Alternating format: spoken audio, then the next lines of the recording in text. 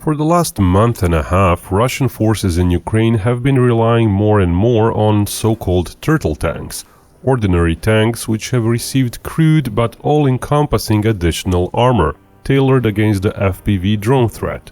Initially, they were laughed at. Conventional thinking would say any such contraption is a giant, easy target and would get blown to pieces. So why isn't Ukraine blowing up all those tanks right away? Why does Russia keep using such tanks more and more? And how come they're actually working for Russia? Exactly how do those tanks defeat the FPV drone threat? This video will try to answer all that.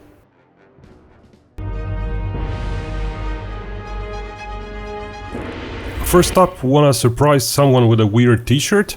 Or just become a proud wearer of our Bad Mother Fokker T? We've also got other Binko classic tees to choose from, so give them all a look and check out our link below the video description. On to our video now. First, a short reminder on the proliferation of turtle tanks in Ukraine. First one was filmed around April 8th. Another one was seen just a few days later, sporting a slightly different design. Yet another design was observed in mid-April, this time sporting radio signal jammers. Another video of yet another similar but different tank emerged 10 days later. Image of yet another design was also seen then. At the end of April, a novel design with more of a flat top was seen, this time leading a column of vehicles, using a mine-clearing attachment. Several days into May, the most elaborate variant was seen, not only sporting sheet metal armor but also slat armor on top of that. May 8th saw yet another turtle tank. May 9th and May 11th saw possibly more tanks, as did May 14th. All those list just the more famous examples observed, but there have plausibly been more instances where such tanks were used, so around 10 in a span of 5 weeks, and plausibly more, with no sign Russians are starting to use them less often. So despite the early laughs those tanks induced in the media, they seem to be doing something well. Otherwise, Russia would not be making more, trying to further improve the concept and keep using them. That tells us that those vehicles are having some success on the battlefield. It's possible that videos like the one where such a tank leads a vehicle column, survives hits and makes the whole column reach the relative safety of urban areas are more common than we know.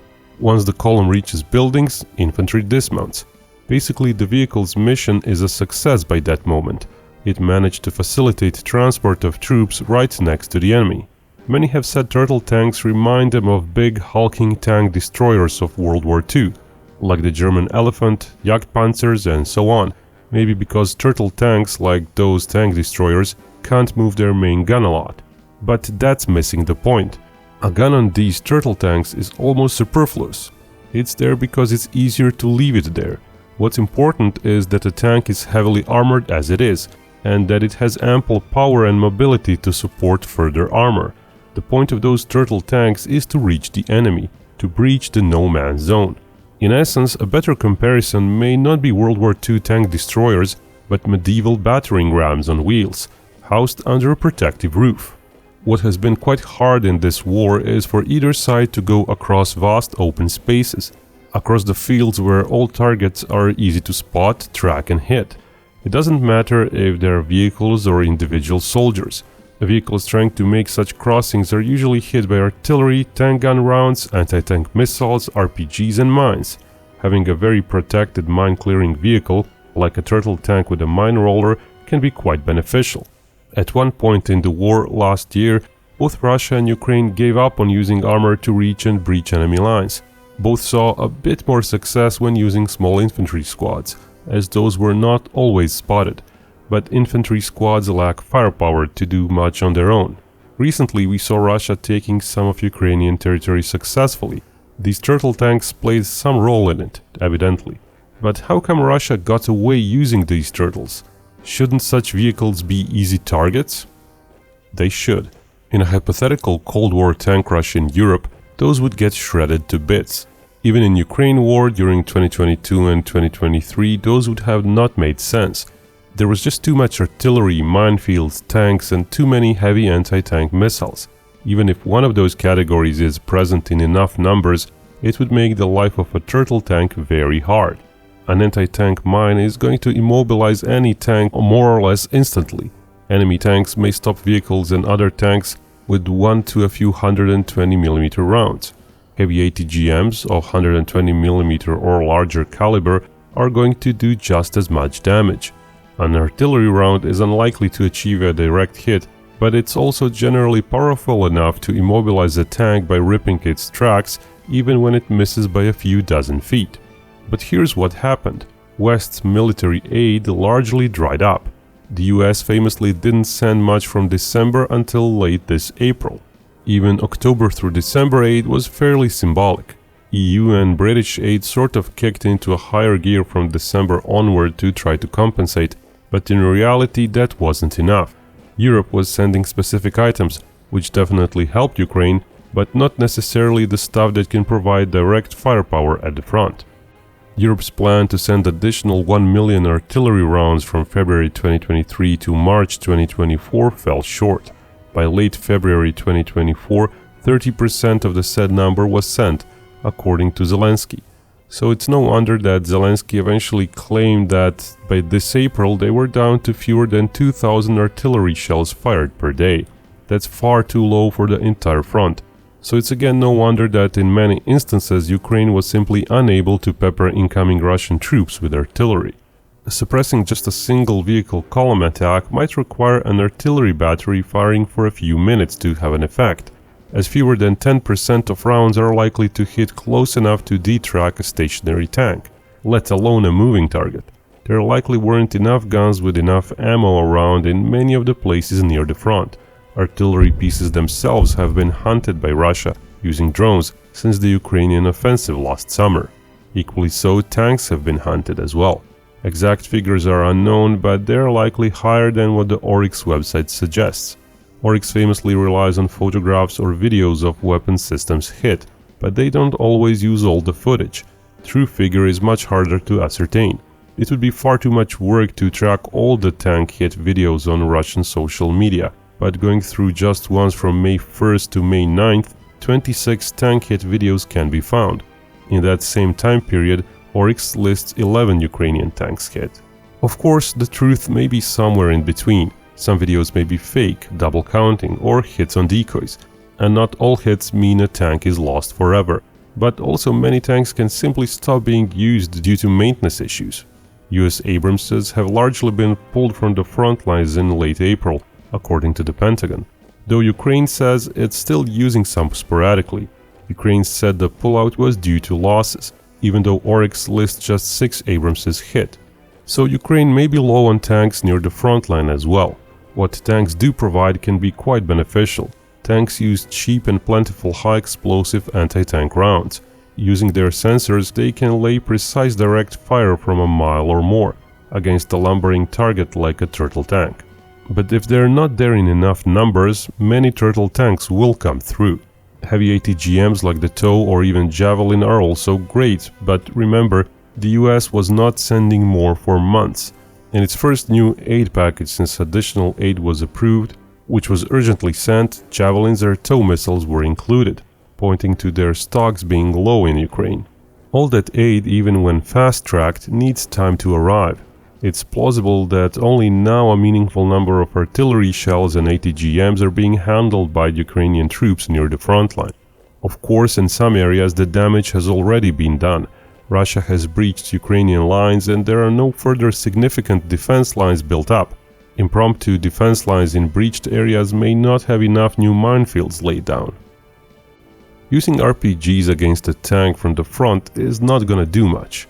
Ukraine has thus had to rely on small warheads that FPV drones can carry. Basically RPG-class warheads. Those can be dangerous, but only if they hit specific parts of a tank. FPV drones are used by both Russia and Ukraine a lot. We're talking about 100,000 such kamikaze drones per month.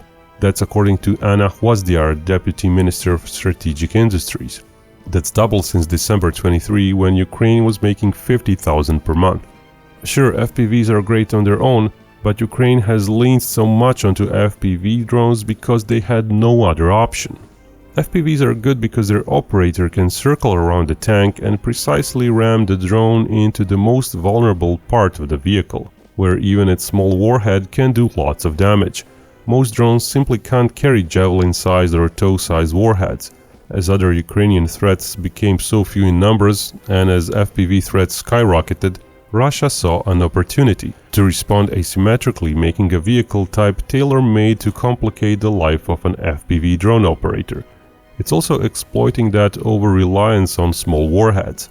A turtle tank would fare horribly against typical weapons, but when typical weapons are not around in sufficient numbers, then the idea can work. All these turtle tanks have a rudimentary roof made of thin sheets of steel. Those force the warhead to detonate. They're less like armor and more like a tripwire.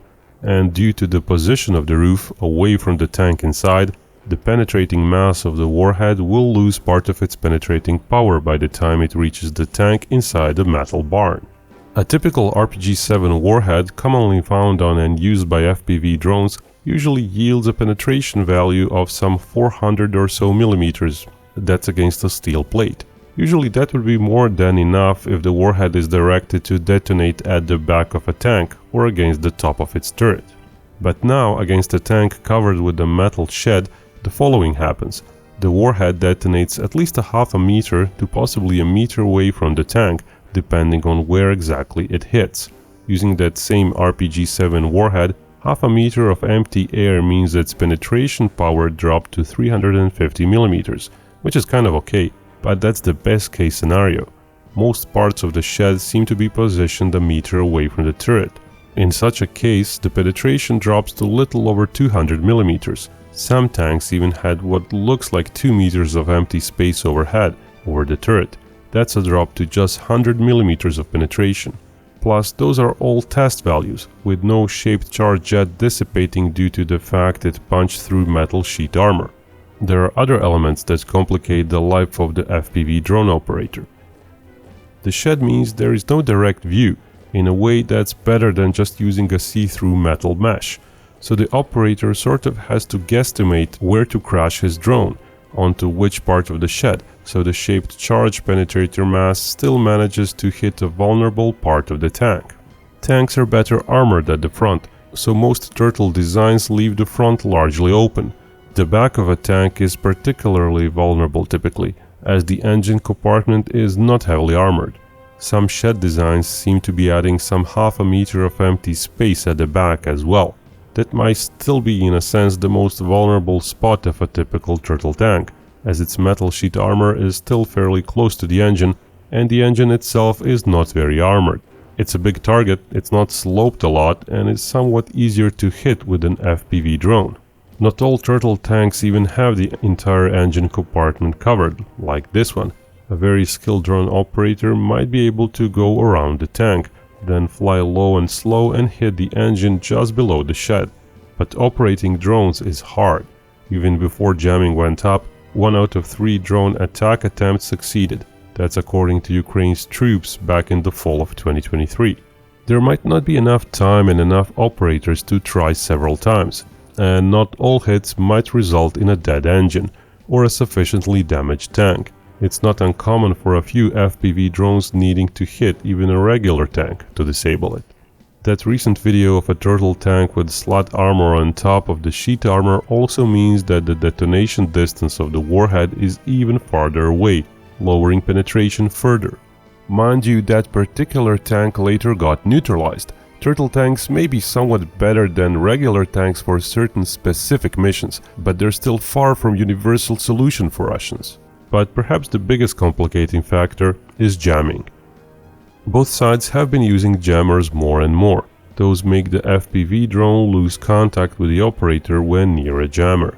Often tanks and artillery pieces which are targets carried jammers. Now there's a whole myriad of issues there, and jamming all frequencies is not easy.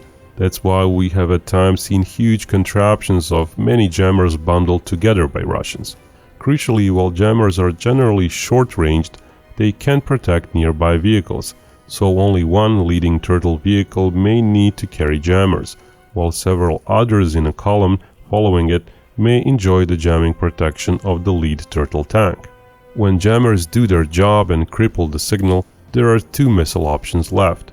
either to use munitions that can home in on the jamming emitter location, or use munitions which are self-guided, using AI algorithms to interpret camera footage and decide where to strike. Trouble is, Ukraine is low on both. Going after a jamming source is not a new thing. It's called home on jam, and a few high-end weapons have that. The US has recently shipped JDAM bombs to Ukraine with home on jam seekers. But it may be that Ukraine doesn't really have such seekers coupled to FPV drones, and it doesn't look as if Ukraine has enough other munitions using the home on jam method in total. And even if Ukraine would manage to use home on jam drones, their warheads might still not be powerful enough to damage the jammer, as precision might not be sufficient to have the drone hit right into the jammer. That also extends to AI-assisted targeting. Sure, some Ukrainian FPV drones do have some basic AI targeting, and Ukraine had other weapons like the US Switchblade and other kamikaze drones, but it appears small quantities were received, especially of the larger anti-tank versions. And crucially, AI targeting is not smart enough yet. It seems it can't really hit a specific part of a tank, especially a turtle tank. So what happens is that an AI-assisted FPV drone or a small munition will bypass a jammer and will hit the shed, but it will not hit it precisely where it needs to be hit, and the effect of its warhead will thus be minimal. Small warheads on all those munitions are an issue, as we said. RPG-7 warhead contains 0.7 kilos of explosive. Much of it is directed into a small cone to do the penetration. Javelin ATGM has several times more explosive, as does the TOW missile. So the explosion is still going to be substantial. Even if there is no specialized fragmentation liner around the explosive, that blast will rip apart a fair chunk of the thin sheet metal shed, perhaps enough so it collapses, perhaps after 2 such hits, if not just 1. A high explosive tank round would likely rip apart the whole shed in one try, making it easier for any subsequent try against the former turtle tank, be it by that same tank, by an FPV operator or a Javelin operator. The bottom line is, Ukraine got into a very specific situation, where it had too few weapons and had to rely a lot on FPV drones, which can be lethal but can also be niche weapons, and in certain situations those niche weapons can then be more easily countered. Russia then exploited the fact that Ukraine was low on typical weapons, on artillery, tanks and such, and seized this possibly short-time opportunity to make an impromptu weapon that seems to be working. It's perfectly plausible that within mere weeks Ukraine will adapt again, making different FPV drones or different warheads. Maybe Ukraine has already started to adapt. Maybe enough foreign military aid will come so those regular weapons are once again a threat. Russia too might keep improving their designs. Perhaps we'll even see more serial standard-made turtles, forgoing the turret and the gun altogether, in exchange for an even bigger and more multi-layered shed and an armored engine section. Who knows? We'll see how long will turtle tanks remain on the battlefield. If they do remain, they may help Russia nibble away Ukrainian territory. That's it, thanks for watching. How about a little channel statistics now? From the start of the year until May 21st, our channel grew by 20,000 subscribers. It grew by a little over 9 million views. 95% of the audience was male and under 1% was younger than 18. Our biggest age group is 25 to 34-year-olds, and 31% of our views come from the US, eclipsing the 7% UK, which is in second place.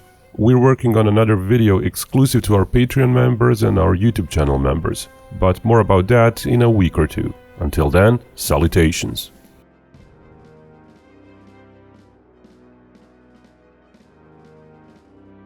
And remember, Binkov may talk about war, but only real peace can bring us all together.